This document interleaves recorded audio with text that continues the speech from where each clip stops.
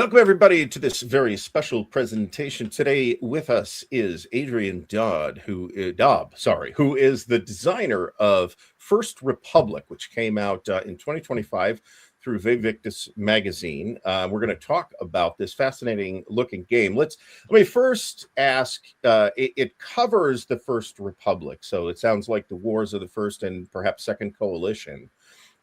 Why does nobody make games on this topic? We've got a million games that start in 1805, for example. Well, that's a very good question. So this is the War of the First Coalition. That's my subtitle. So it ends 1797 with the Peace of Campo Formio. So it doesn't go beyond into the Egyptian campaign or any of that. That's the Second Coalition, right? So that's that. Why does nobody do games on this? The principal reason, and the reason why I'm interested in this and why I've ended up, because of my own personal interest putting this game together, is because there are so few sources that deal with the military, a narrative history of the military campaigns, if you like, with the exception of anything to do with Napoleon.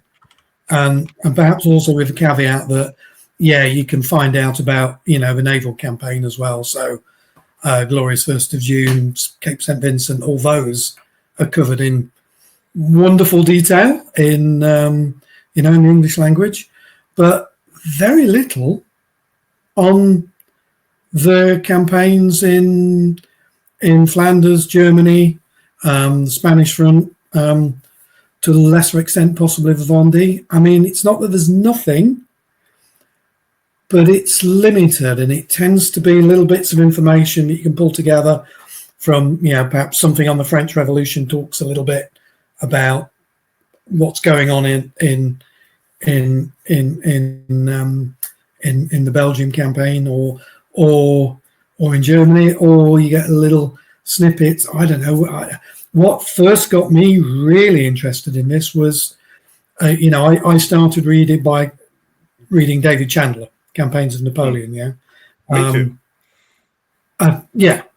Now you read the 1796 campaign, and there's lots of, obviously that's covered in considerable detail, but there's little snippets of information in there saying, there's also a campaign going on in Germany. General Moreau is also advancing, except he's not advancing fast enough. And he's sending Napoleon nuts, really. So, he wants more pressure, more activity there. And so I want to know, well, why is Moreau slow? What's going on? Who's up there? Who are the French generals up there? Who indeed is in charge of the coalition forces? What's going on? And that's where my interest sparked. But yeah, it's not easy to find very much.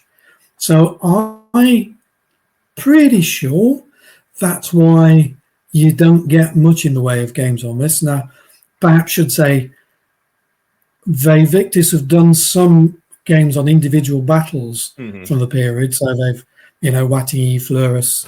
I think they've got a Gemap one and a Hound Shooter. I think so. Yeah, I don't have it, but I think they have. Yeah, there's nothing that kind of ties it all together. And I think primarily that's because there's no obvious, clear military narrative of those campaigns, apart from one in the English language, which when I was collecting, I was collecting snippets here and a book here and a book there to try and put something together. They often mentioned Colonel Ramsay Weston Phipps and his 5 volumes with the snappily titled Armies of the First French Republic and the Rise of the Marshals of Napoleon. So I'm going to ask you, Gary, are you familiar with that? Have you heard of that? Nope, I have not. No. Okay. a lot of the books that I'm going to Oh yeah, bring one up. So, for example, I've got a book here, Paddy Griffith, The Art of War of Revolutionary France, 1789-1802. That's, bought this. This is going to cover the ground for me, right? This is going to give me a bit of a campaign history. No, it's not that kind of book. It's kind of dealing with social background of French officers vis-a-vis their naval officers, who gets left behind after the revolution has lopped off all the heads of the of those with too royal a name or what have you. But one of the good things he does do, and I had got this bookmarked and I've gone and left it now, is in his bibliography, he does a bibliography where he gives a little bit of a description about the work. So he references Phipps and says 5 volumes. They were republished in 1980 by Greenwood Press. And he says, this is the best modern military narrative history of the Revolutionary Wars available in English, which is great, yeah? But he then goes on to say, although it is structurally flawed by centering itself around the rising careers of the future marshals of Napoleon, rather than the people who are actually making the key strategic decisions. And he goes on to classify it as hindsight history because it starts with Bonaparte's success and works backwards. That's what he says about it. So, I was always in a little bit of two minds about this because it was difficult to get hold of. It was expensive individually, and there was 5 volumes of this thing. So I knew it was there, but it wasn't until 2019 that in the UK, another publisher, Naval and Military Press, published them, and I received their regular newsletter at the time. And I saw, oh yeah, they've got these here in paperback form, and they weren't too expensive. So I thought, well, I'll buy the first 2 volumes and see what we've got. Maybe it's pretty poor, maybe it's not. Maybe it's just a list of the doings of Napoleon's marshals at various times, which is what I'd also seen other historians say.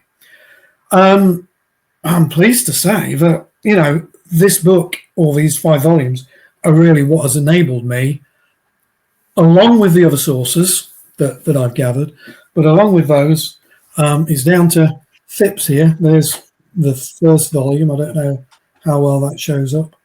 But there are 5 of these. And yes, the first 60 pages, he spends a lot of time talking about how I'm going to deal with this subject. I'm going to write about the rise of the marshals. He excludes Poniatowski because he just wants to write about the French ones and what they were doing specifically during the revolutionary period. He then, I think, explains why he's got such a cumbersome title, even though this was published back in the 1920s. So we're looking at 100 years old work now. It's because he realised once he kind of started writing about the marshals and what they were doing, what he really wanted to do was look into their school, and he looked upon their armies, their individual armies, as the school that kind of taught them their trade, as it were. There's a difference. You probably know, the Napoleon's German marshals were different, if you like, to the ones that had served in Italy, and there was tension between them and so on and so forth. Well, he kind of brings this out only big time because he's not just talking about how they interact between the different armies, but how they interact internally.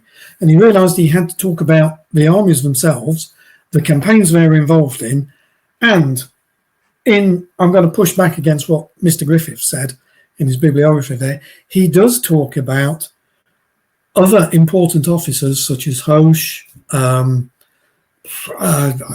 My mind's going blank now in the moment, but a lot of people like Desai, who of course never makes marshal, you get a lot of information about him, and he was very friendly with Saint-Cyr, who does of course make marshal, and their relationship and little bits of information between them, like Saint-Cyr says to Desai when he goes off to meet Napoleon after the 1796 campaign, don't fall under this guy's spell because he's dangerous. He's going to overthrow the Republic. And, of course, that's what happens. And Desai does indeed fall under General Bonaparte's spell and goes off to Italy with him, and then, is fatally wounded at Marengo after, arguably saving Bonaparte's bacon. Mm-hmm. So, there's a lot in there, and he does cover all those campaigns. So this first volume deals with the Armée du Nord. So it's specifically 1792 to the end of that campaign, which is towards the end of 1795. Volume 2 deals with the German front.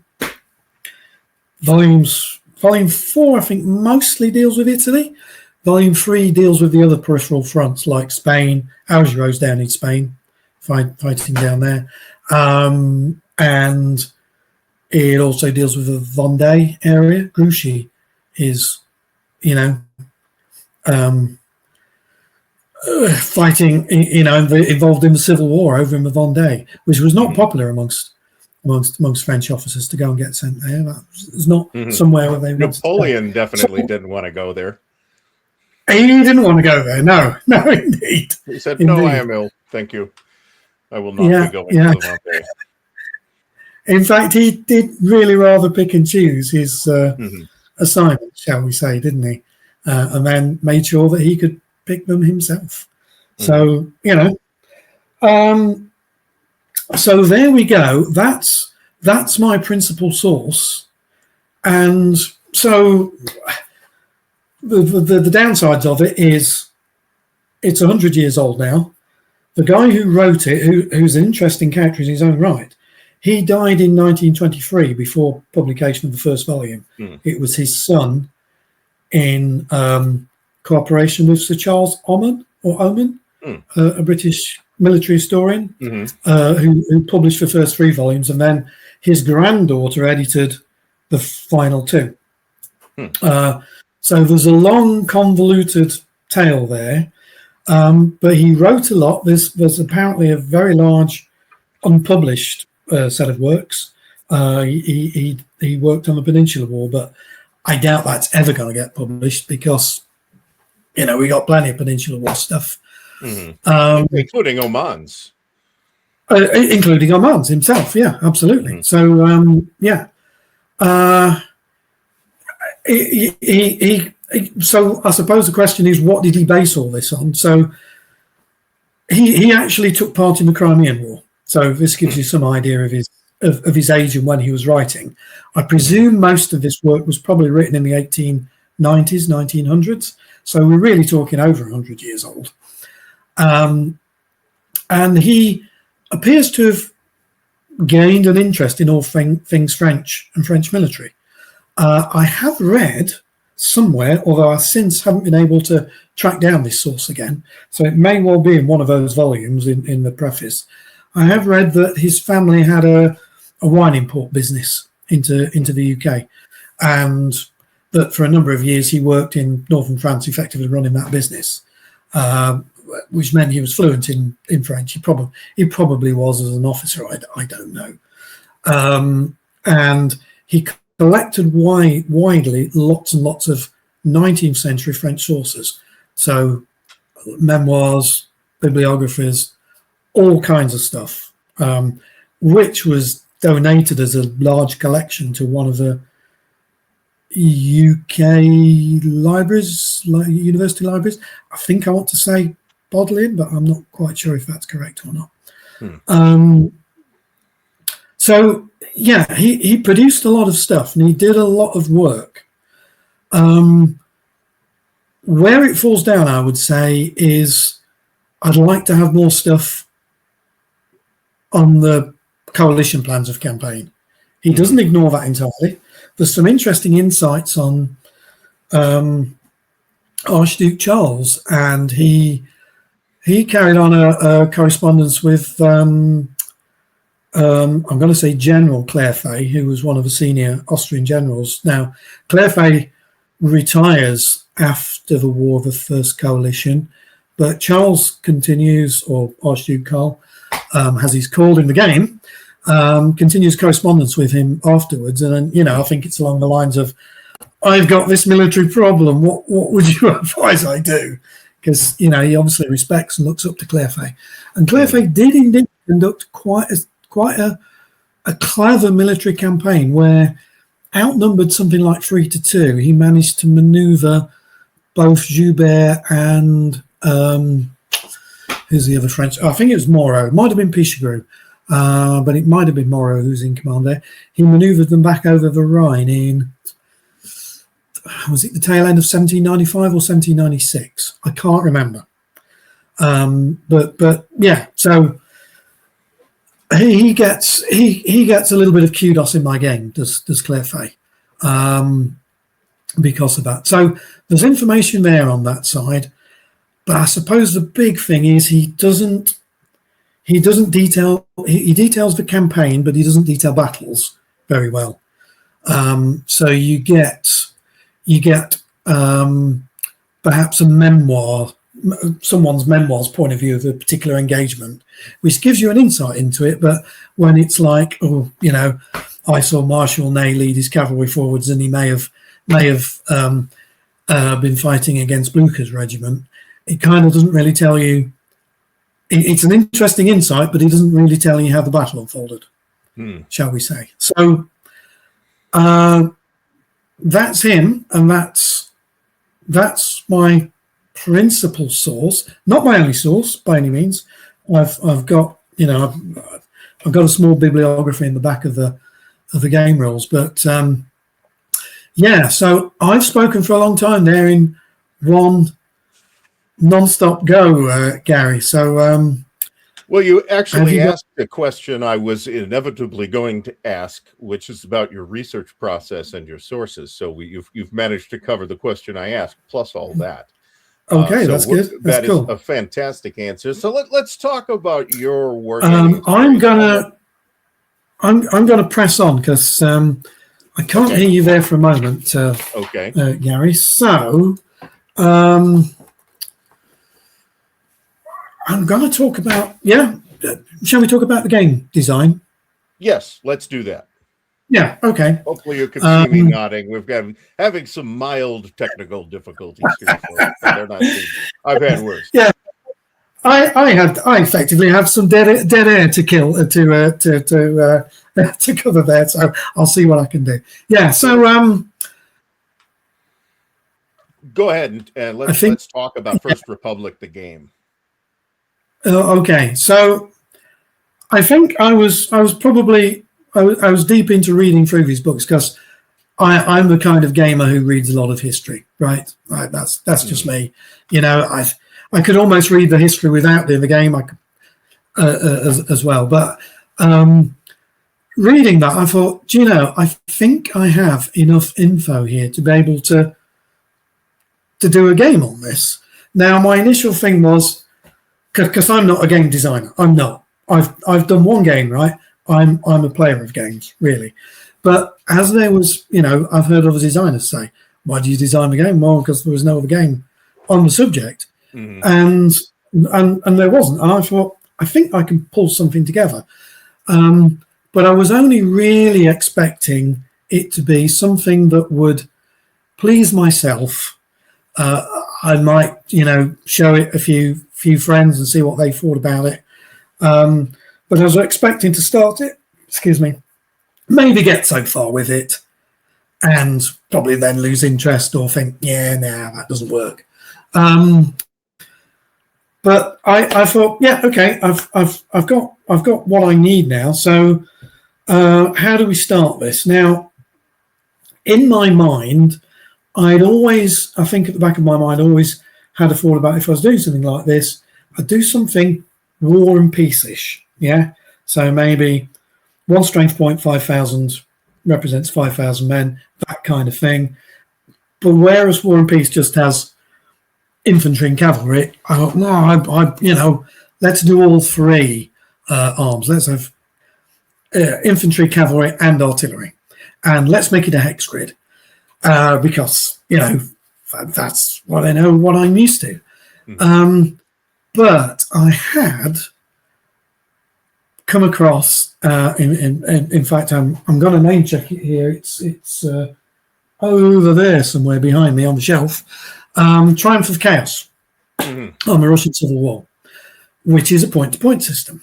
And I'd always thought point-to-point systems, a little bit lazy, and they don't look that nice. Well, I thought Triumph of Chaos looks really nice. It's a really nice map, and it kind of works well. It allows for what the game needs to do. Every location is named. You've not got a load of hexes which just have numbers. I thought there's a lot to like about that, and I think when I started thinking about it, I thought it's got to be a lot easier, hasn't it, to do a point-to-point game map? And I thought you can. I think I'd realised this with Triumph of Chaos. When you look at it, you can do some sort of build some what's the term, design for effect into it. Yeah. So if you're doing a hex grid, you've probably got to try and cover everything. You've got to cover the ground. So a map of northern France and Belgium has got to have the Ardennes in it. But if nobody goes through the Ardennes in your campaign, is it relevant to do that? Is it relevant to put that in? And isn't it easier maybe to just leave the Ardennes out of it and have your locations and your connections go around it and force players to do what their historical counterparts did? So yeah, that kind of made me think it's possibly a lot easier to do that.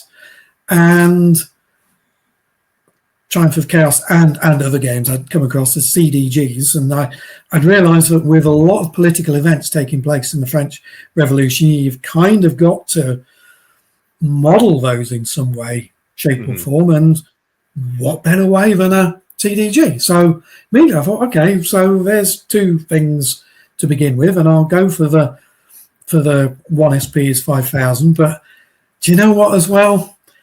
If I put cavalry and artillery in there, I've got to do a whole load of rules, and that's going to be complex and difficult. Why don't I just fold those into the cards? Because the French essentially had artillery superiority because of the system de Gros. My French is poor. I do apologize. My Gribeauval system. So that gave them a step up, and the artillery officers, like for example Bonaparte, they weren't swept away by the revolution, so all those technicians were still there. Whereas the coalition had cavalry superiority because all those aristocratic cavalry officers were swept away. So, or join Condé's Emigre Legion. And that kind of thing, or just generally fled left the country. Or indeed, if they didn't, perhaps they did lose their heads.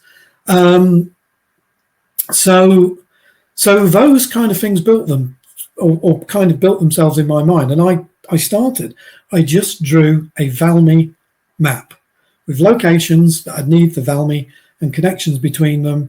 Did the armies of the relevant size. Kind of thought, how do I do leaders? Well, okay, these are the size of the armies, so these are the sort of parameters I want. I don't think any Valmy leaders were particularly outstanding, so they're all zeros on combat. Maybe there's an ambitious subordinate somewhere who's going to lead, some important French charge or stand. So that's a card, right?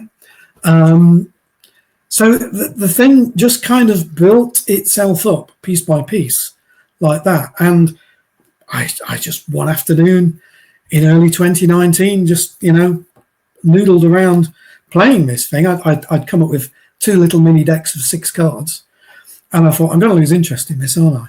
But I didn't. I played it. I thought, this actually works, and I could see that by expanding the map out and expanding the rules and stuff, I could probably start to build something that would be a playable simulation of the Well, the first coalition. So I did. I expanded the map, expanded the counters. I put everything on. I digitized everything, but just using simple, writing software, drawing software on. Wasn't this laptop, it was the previous one. Put it all on there. So I got a map, counters, cards, printed them out, and just kind of got to the point where I completed everything and played it, just soloed it through and kind of had, a lot of fun. Oh, what happens if, this is not going to work like that? How do I solve that problem? Oh, well, maybe I have this as a mechanic. For example, the French were declaring war on other parts of Europe, left, right, and centre at one point. Well, that's, as a game, that's counter to your interest, right? Because you don't want these people invading your country. But the French government was doing it because they had internal pressures which were driving them that way. So how do you model that? So that's, I think, where I came up with the idea of, rather than just straightforward victory points with political prestige. So by playing a card of declaring war on somebody, the French gain political prestige. And ultimately, victory is determined by how much political prestige you've got. And the coalition can, by negotiation, bring those same people in and they get the PP, as well as having the new allies enter the fray. So that's how it was built up. And of course, I did all that and thought to myself, I've got something here that does indeed seem to work. I thought it's finished. Excuse me. I was so wrong. It was most definitely not finished at that point. But I think I could try and get this published. So I think this is still just before COVID. So I'm looking at the tail end of 2019, maybe early 2020. Okay. I think it was tail end of 2019. So this process had gone on through the year, but I'd been kind of working on this. Now, based on my digital stuff, I did a PDF with sample cards, sample counters, sample map section, maybe some sample rules. I can't remember now, and emailed that off to some usual suspects.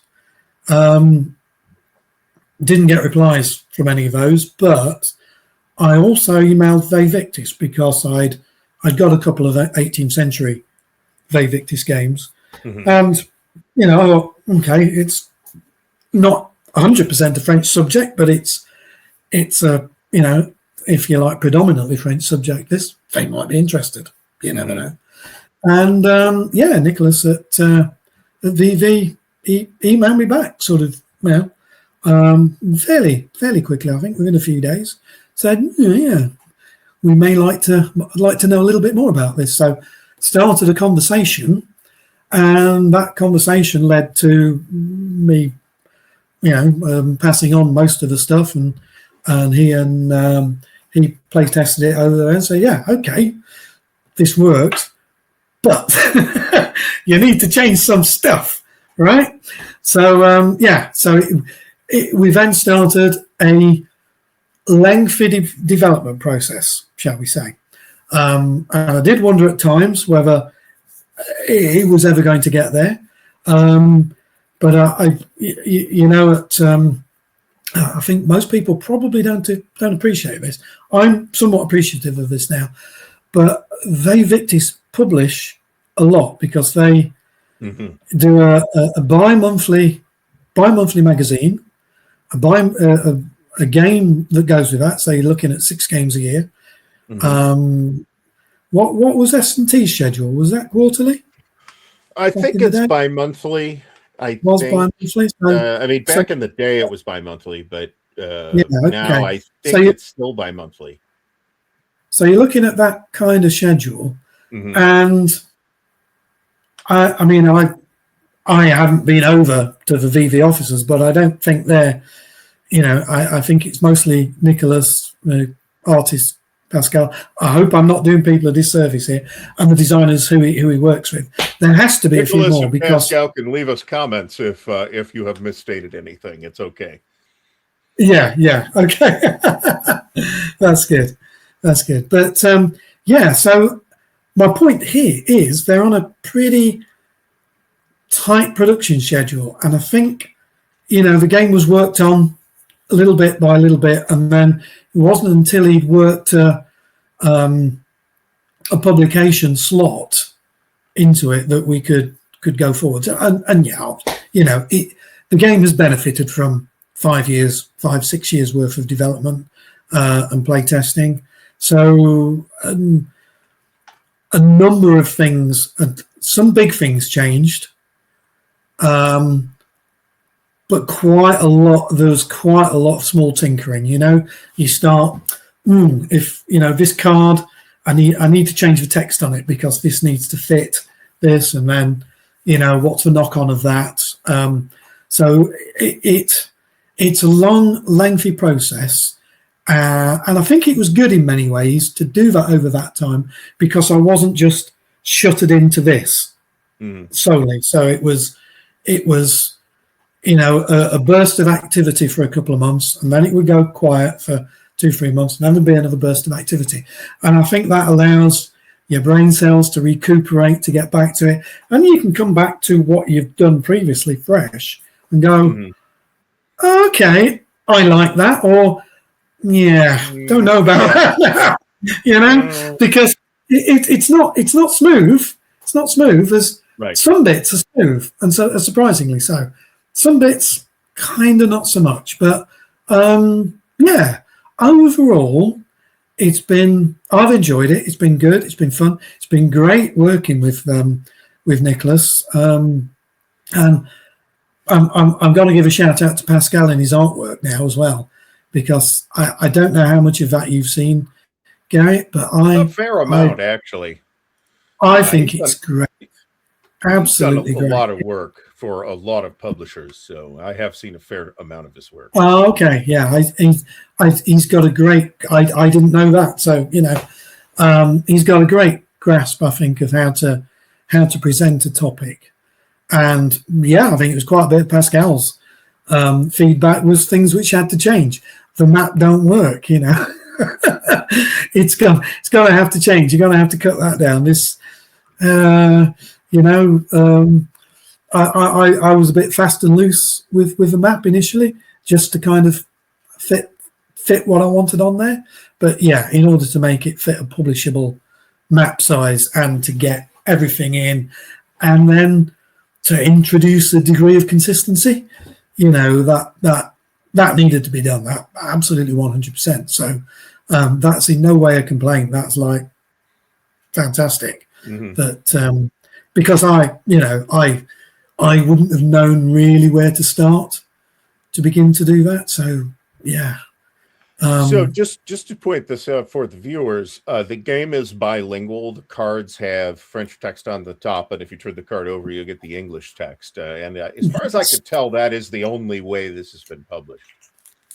That's yes. So the game is entirely bilingual. So you've got, if I may, so that's the English, the English rules and scenario, and then we have the French copy over here. So you buy the game, you get both.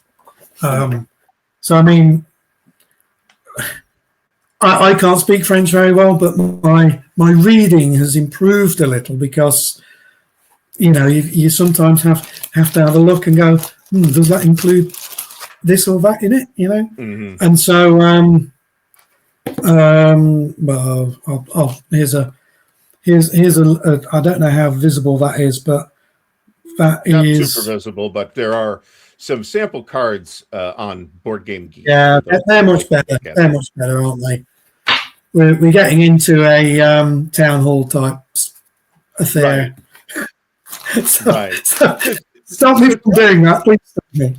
So tell me about your history as a wargamer and how you got into war games and what kinds of war games you like to play in general, besides the vanishingly rare games on the War of the First Coalition. Okay. Well, I started as a miniatures gamer, and I still do.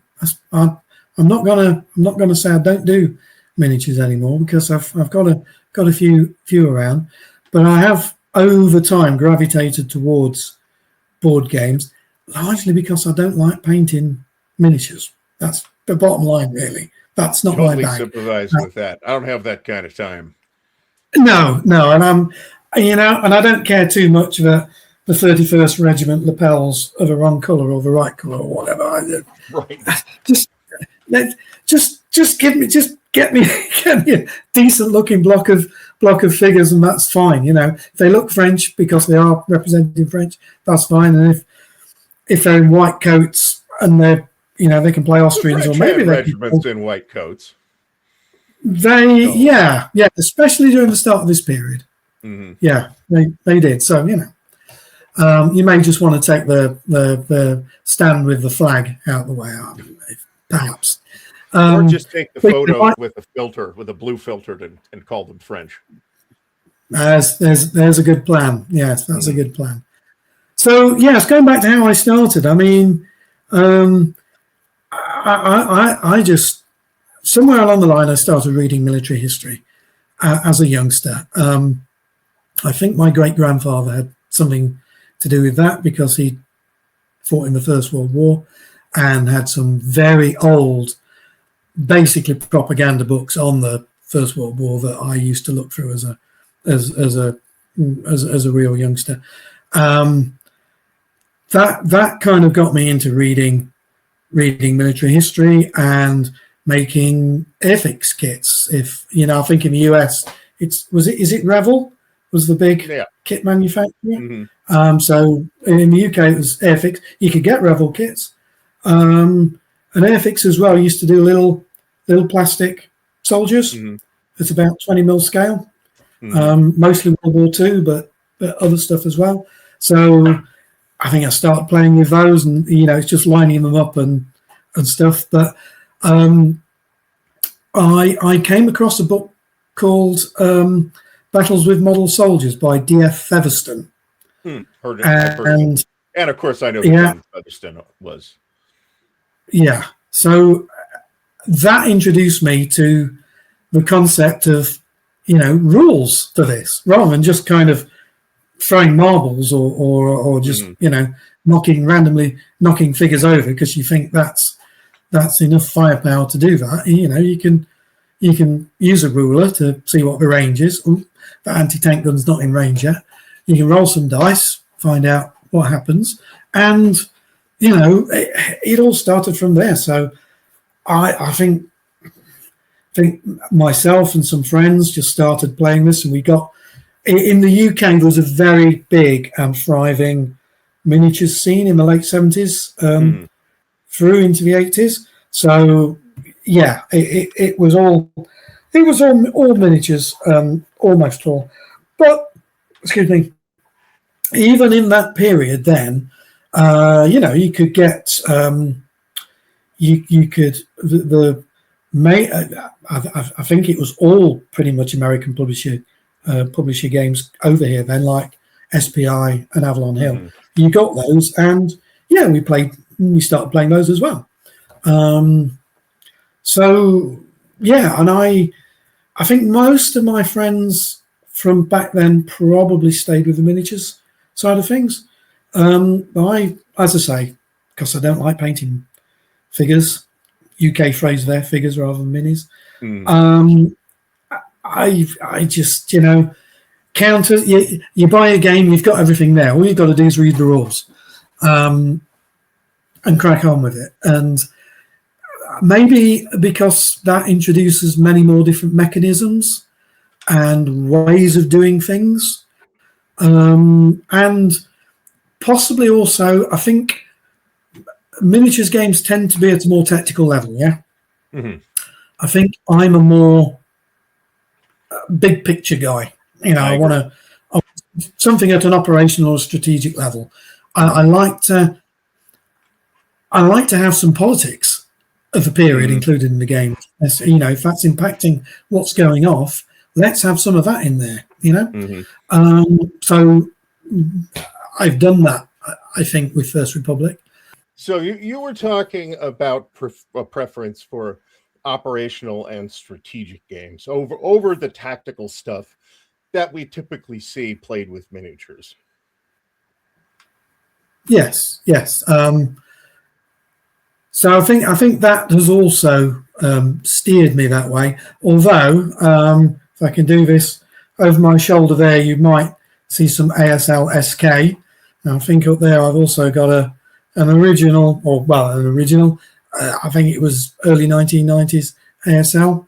Mm-hmm. So yeah, it's ASL, isn't it? Yeah.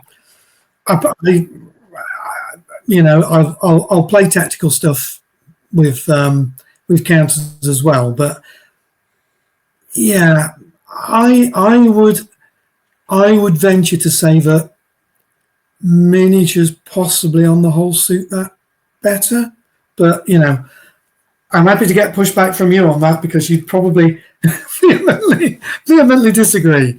But yeah, so I should say as well that I'm quite into naval history, and so that's another big facet of my area of interest. Now that I think definitely does. Yes, you can do naval with map games like the Avalanche stuff. I've got a lot of their stuff there, Mm-hmm. but I think tabletop miniatures games of set piece battles is what really interests me. World War I, World War II period. So I know a lot of people talk about the old Jutland game and how good that was, but that's possibly really just a miniatures game with counters in place of miniatures, isn't it?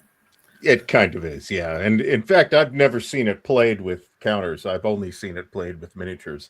I've never played it myself, but it sure looks like a miniatures game to me. Yeah. So I think that suits that better. So I think I've about run out of my answer on that one. That's okay. So let me ask you. You said up front that you don't consider yourself a game designer. Is there anything you happen to be noodling with that might eventually see publication now, since First Republic is out the door and looks pretty cool? Yeah. Well, thank you. I mean, it certainly looks pretty cool because I think the artwork is great. It looks pretty cool because of the period, right? I can't say that it. I like it because I designed something that suits me. It's got a reasonable rating on BGG at the moment, but that's not out of. I have to be fair. It's not very many ratings there, so. Right, and that's one reason why I jumped on the opportunity to do this interview, delays notwithstanding. Because I'd like to see more designers touch on the wars of the First and Second Coalition and not just start our Napoleonic period games automatically in 1805 without thinking about it. Yeah, well, exactly. That's in many ways that's my point as well, and that's if this helps to get other designers to do more Revolutionary Wars games. That actually refers to the American Revolutionary Wars, doesn't it? But let's call it War of the First Coalition or War of the Second Coalition, then that's good. My work is done, as it were. So that would be great. In answer to your question, well, there is kind of an obvious kind of follow-up point, isn't there? There is. Yeah. So that would be Second Coalition. Let's name it. Whether it will happen or not, I don't know, but I have thought about it. It's quite different in terms of geographical area. Yeah, that's the first point to say. So whereas whereas the main, I know I've said I've included everything. All the theatres are included in some way, shape, or form in First Republic. It's primarily Germany and the northern France, Belgium area, Mm-hmm. and of course Italy. Suddenly, with Second Coalition, you have to introduce Switzerland, Mm-hmm. and the most of the action in Germany takes place very close to the Swiss the Swiss border area. So it's only really a small part of Switzerland. The Italian theatre extends a little bit. It's you've got two big battles at Novi and MacDonald at Trebia to look at, and of course you've got Egypt. Mm-hmm. Now I know there is at least one other game on the Egyptian campaign, isn't there? Yeah, I think there's a couple. Yeah, not that many, but which is actually another one where it's a pretty famous campaign. There's a couple of interesting battles in it that the French totally outclassed the Mamluks in. But then the French go and overextend themselves into the Levant, and Napoleon ends up beating a hasty retreat and leaving certain generals in charge to be assassinated. Yes, yes. Indeed. Effectively abandons his army, doesn't he? That does do some political damage. However, he overcomes all that, and so yeah, that could happen. I'm thinking about it. I've kind of mentioned it to Nicholas. He didn't say no, don't bother. He said, well, yeah, but I think there are some biggish hurdles to overcome. It wouldn't be just a case of a straight portage of the same system. I think I could possibly use most of the core rules, but it's just different geographically. It's different chronologically as well, because we had quite a lot of, we've with First Republic, I've got the years tail end of 1792, but through to I've included all of 1797 as playable, even though the actual war ended earlier in 1797. So you've got a good 5-year period there to play with. Almost all the action takes place in half of that time in the Second Coalition War, apart from Britain and France duking it out over the colonies, the colonial areas, in the last sort of year and a half, and failing to come to agreement at Amiens. So the time frame is a bit different. So yeah, if it does come to pass, it would not be a tack on to the end of it. You wouldn't be able to play a flow through from First Republic to, which would be nice to do, but I think there'd be too many design compromises to attempt to do that. I think that's fair. And I would change a few things anyway. I think having learnt what I've learnt with First Republic, there's things I'd kind of I could improve that. Because it's all a learning process, isn't it? Yes, it is. And yeah. Well, First Republic looks fantastic. I am going to include in the video description a couple of links where folks can pick the game up, either from Vevictus directly or through Noble Knight here in the States, or possibly Canada. Adrian, I'd like to say thanks for having this interview with us at this time. The game looks very interesting. I have flagged it for future acquisition. So that'll happen in the next couple of weeks or so. But on an underappreciated and definitely under-wargamed topic, that has a lot of fascinating elements to it, I think. The pre-rise of Napoleon period of the wars of the First and Second Coalition and the French Republic and all of the political nonsense that goes on during that period.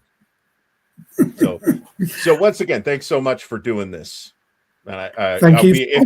If at some point the Second Coalition looks like it's happening, I would love to have you back to talk about that too. We'll see how that goes. We'll see. No promises. No promises. I understand. I totally understand.